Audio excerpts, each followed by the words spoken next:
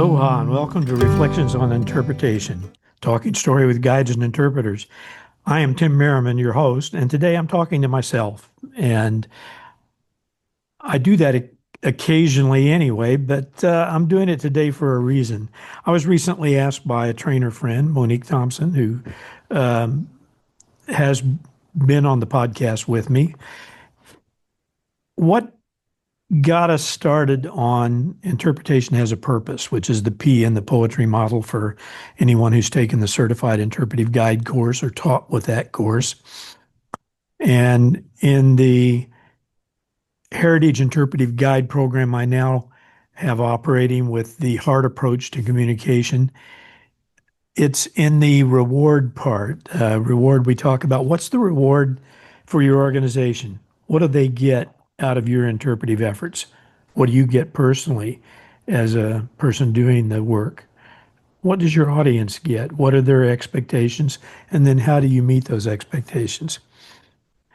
And many of you have heard the story before because I've told it in other venues.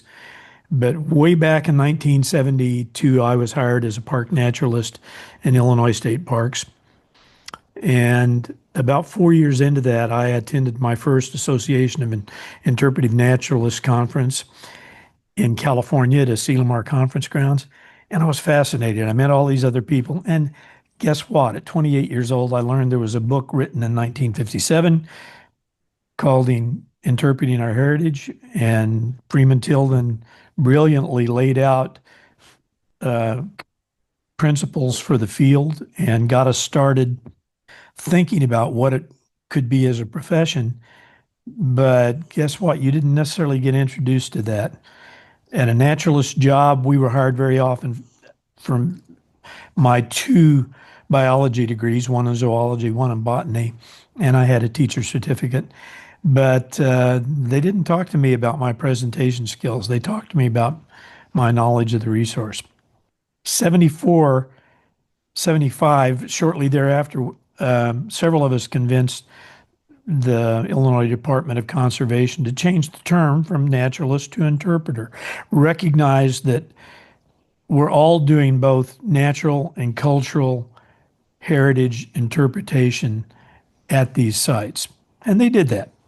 Well, 102 Illinois state parks, we had 22 full-time interpreters, 55 seasonals, hired in May usually.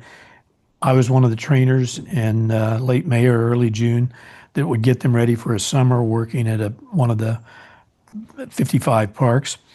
Well, you would have to know that in 74, 75, the United States was going through a deep recession. And one of the things that happens the second or third year into recession is state legislatures cut budgets. Illinois budget was cut.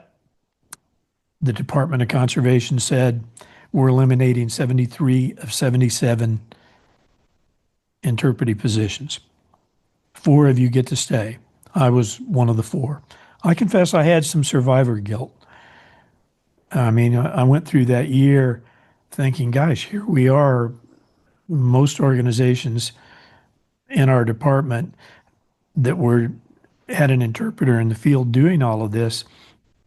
Now they clean their bathrooms, they mow the grass and maintain the roads and bridges, and that's it. And a year went by and I was in Springfield, Illinois, and I ran into the associate director of the department who had supervised the interpretive programming. I said, why did you choose to take the entire budget cut in interpretation? He said, well, we could have passed the budget cut around maintenance, law enforcement, all the different areas of park management. But we decided the best thing to do was just take the pain in one department, in interpretation. He said, let me ask you a question. Here we are a year later. 55 parks lost their seasonal interpreters. 18 lost their full-time interpreters. Not one superintendent has written to me or called me and said, I want my interpretive staff back. He said, no member of the public has written a negative letter, gone on a radio talk show, done anything that would indicate displeasure with what we did. He said, what were those people doing? I have to confess that back in the early 70s, we were training interpreters with what I still call today gimmicks, gadgets, and goodies. Techniques, things that entertain, to some degree engage the public, don't necessarily achieve the objectives of the park or the zoo, the museum, the nature center, the aquarium, the historic site. And I have to ask, if we're doing that, I guess I always want to think of interpretation as not the icing on the cake at a natural or cultural history site, but the cake. We are part of the management team. Ideally, we would be at the table when management discussions are being entertained, and we would be a part of the strategies, the tactics to deal with whatever was going on in the organization. But too often we're the icing. We're something extra an organization adds when budgets are lush. Well, guess what? Then when budgets get cut, we're the first cut. The icing is scraped off the cake. I think we have to think differently about what we do. For me, I wrote my first article about interpretation as purposeful in the late 70s. I went back and looked that up because I wondered what got me to thinking about this. Now, I can tell you, Lisa Brochu and I created the Certified Interpretive Guide program together, working for National Association for Interpretation. And she had the same inclination, but her impulse was a little different in that she was an interpretive planner. And she found that very often when she was doing interpretive planning, that she would start by saying, what are your objectives? What do you want your program to accomplish? And sometimes they would say, well, what I really want is a great interpretive map, or I want some great interpretive exhibits along the trails, some trailside exhibits. That people often get enamored of interpretive media without thinking about whether it achieves their objectives or not. So she, in planning, always started with, what are we trying to accomplish here? What's going to be the change in behavior of your guests? So we were both thinking the same way, and it became very much a part of how we developed a training modality in the case of the Certified Interpretive Guide program, or now in the case of the Heritage Interpretive Guide program through the HEART approach to communication. HEART stands for holistic, engaging, appropriate, rewarding, and thematic.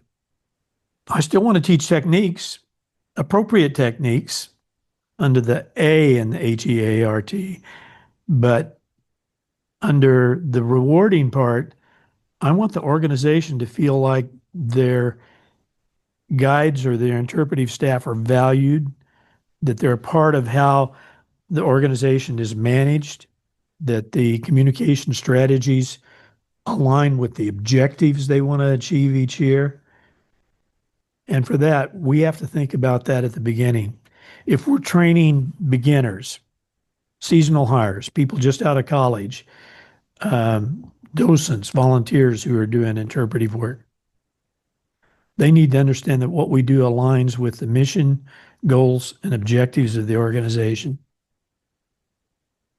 Being purposeful is also about sustainability. If we think we're of value to our organization, then we've got to be there at the end of a budget cut, not just at the beginning, not just when funds are lush and highly available, but when they're cut, we have to be still at the table. I did a podcast with Walt Dabney, who used to be the director of Texas State Parks, and he was a National Park Service superintendent before that. And early in his career in 1968, he was the 21-year-old driver for Freeman Tilden, who took him around on a second tour of national parks to revisit the impact his book and the growth of the profession had had in national parks. And so Walt Dabney had a long history with interpretation, and we talked about this. When budget cuts come, what happened at Texas State Parks? He said interpretation is always going to be at the table in Texas State Parks as long as I'm involved. He's retired now, but we hope that that value in the organization is still there. because they're a key component in successful ach- achievement of objectives at any organization that manages natural and cultural resources.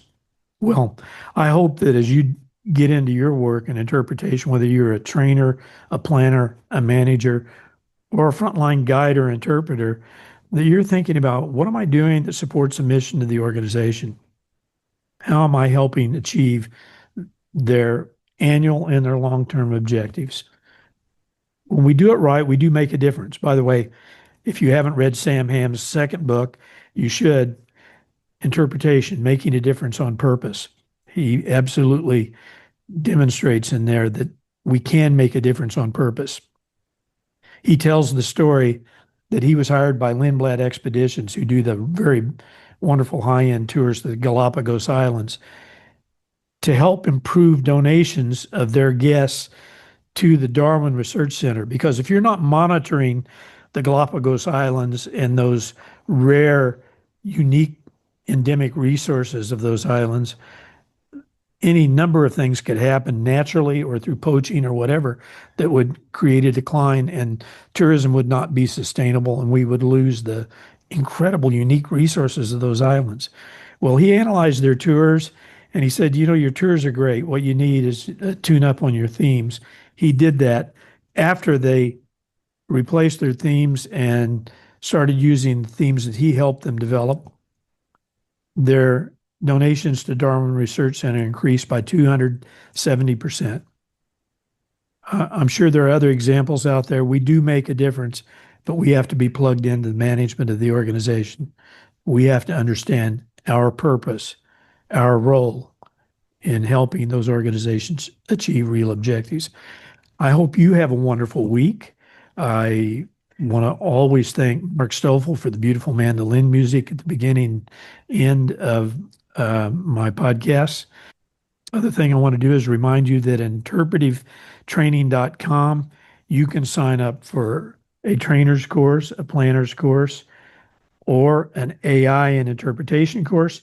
And soon I'm going to start offering some basic heritage interpretive guide training courses with some independent trainers. So be looking at that, interpretivetraining.com. Have a wonderful week. Aloha.